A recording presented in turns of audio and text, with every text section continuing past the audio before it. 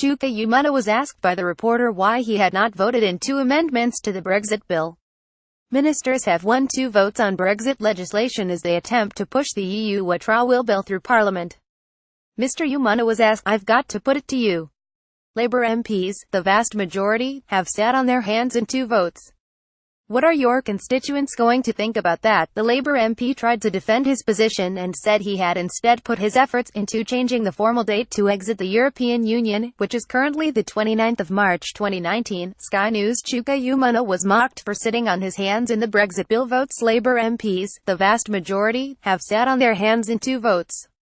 What are your constituents going to think about that?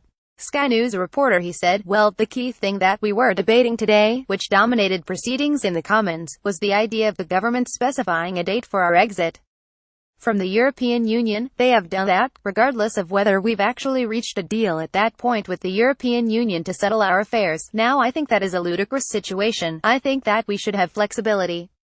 It might be that we haven't dealt with all the issues, the divorce bill that we have to pay, the transition period, the final trading arrangements. We may not have done that by the 29th of March 2019 and there's no legal reason why that couldn't be changed." Wednesday, September 13, 2017, both Labour members and rebel Tories are gearing up to inflict a number of defeats on Mrs May as they go over the fine print of the EU Witrawal Bill.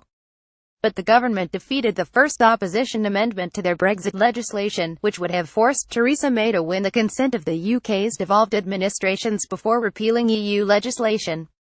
The amendment was defeated 31,852 as MPs continue their line-by-line scrutiny of the bill. The government also significantly won a vote 31,868 on the bill's provision for the 1972 European Communities Act to be repealed on the day of exit. The Act currently gives EU law supremacy over UK national law.